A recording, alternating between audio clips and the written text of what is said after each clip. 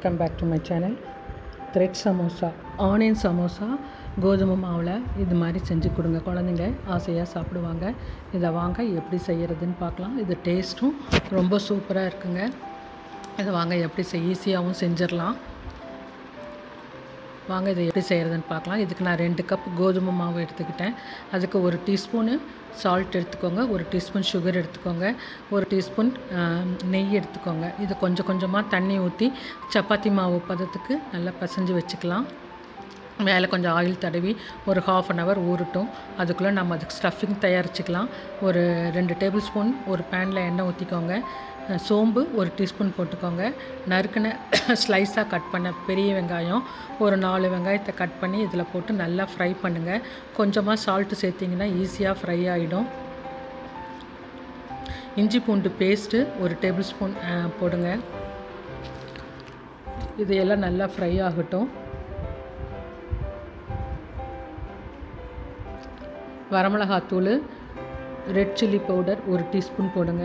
மஞ்சத்தூள் கொஞ்சம் போடுங்க. இதையும் எல்லாம் நல்லா ஃப்ரை பண்ணி விடுங்க. சிக்கன் மசாலா பவுடர் அது 1 டேபிள் ஸ்பூன் போடுங்க. உங்களுக்கு சிக்கன் மசாலா தூள் போட பிடிக்கலைன்னா கரம் மசாலா தூள் 1 டீஸ்பூன் போட்டுக்கோங்க. இது எல்லாத்தையும் நல்லா ஃப்ரை பண்ணி விடுங்க.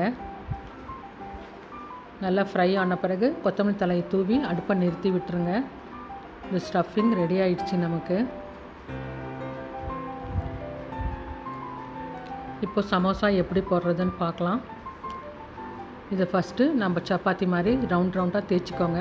இதை நான் கட் பண்ணுறதுக்கோசரம் ஒரு ரவுண்டாக ஒரு இதை எடுத்து வச்சு கட் பண்ணிக்கிட்டேன். ரவுண்ட் ஷேப் வேணுங்கிறதுக்கோசரம் இதே மாதிரி எல்லாத்தையும் ரவுண்ட் ஷேப்பில் கட் பண்ணி வச்சுக்கோங்க.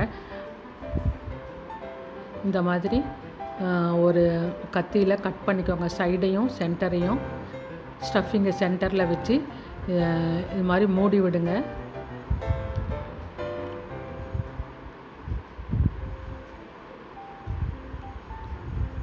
ரெண்டு சைட்லேயும் ஒன்று மாற்றி ஒன்று மூடி விடுங்க. இந்த சைடில் ஒரு டைமும் அந்த சைடில் ஒரு டைமும் வச்சு இப்படியே க்ராஸ் மாதிரி வர மாதிரி இதை கவர் பண்ணுங்கள். பார்க்கவும் நமக்கு நல்லாயிருக்கும். இது நல்லா கவர் பண்ணுறதுக்கும் ஈஸியாக வரும். குழந்தைங்களும் இந்த ஷேப்பை பார்த்து ஆசையாக சாப்பிடுவாங்க. நம்ம வீட்டில் இந்த சமோசா ஷீட்டு தயாரிக்கிறதுக்கு பதிலாக இந்த மாதிரி ஈஸியாக செஞ்சு பசங்களுக்கு கொடுக்கலாம்.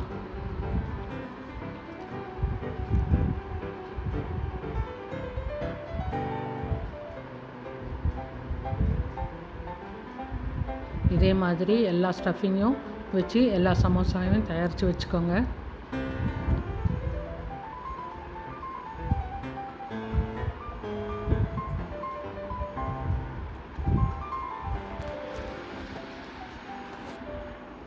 பொறுமையாக செய்யும் போது ஈஸியாக வரும் நமக்கு. வேகமாக செய்யாதீங்க, பொறுமையாக செய்யுங்க.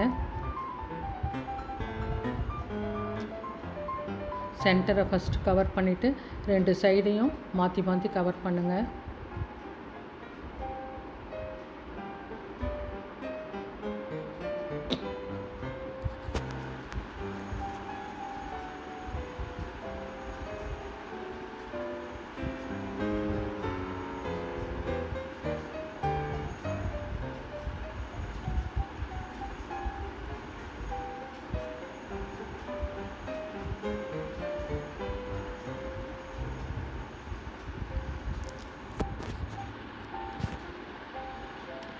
பின்னாடி நல்லா க்ளோஸ் பண்ணிவிடுங்க.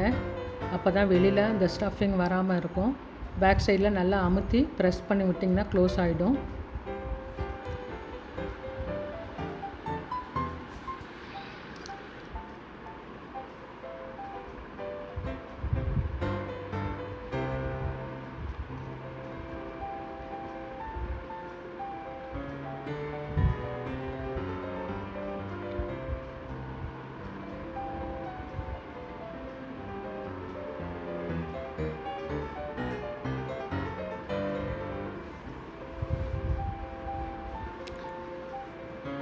நான் போட்ட இந்த அளவுக்கு எனக்கு ஒரு 10 சமோசா வந்துச்சு.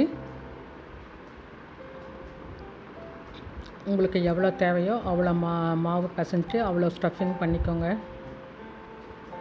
இது வேலையும் ஈஸியாக ஆகிடும். இதுக்குள்ளே நீங்கள் வேணும்னா சேர்த்து பண்ணலாம். வெறும் ஆனியனை வச்சு பண்ணுறதுக்கு பதிலாக காய்கறி வச்சும் பண்ணலாம்.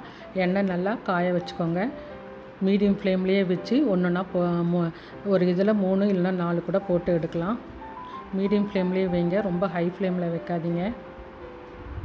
பாருங்கள், இது ஈஸியாக நல்லா ஃப்ரை ஆகிடுச்சு. நல்லா மேலே க்ரன்ச்சியாகவும் இருக்கும்.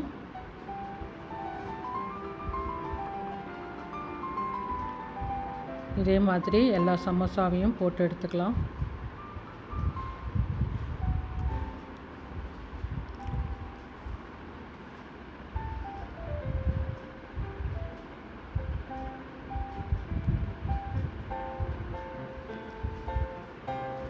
நீங்களே இது மாதிரி செஞ்சு பார்த்துட்டு உங்கள் கமெண்ட்ஸை சொல்லுங்கள்.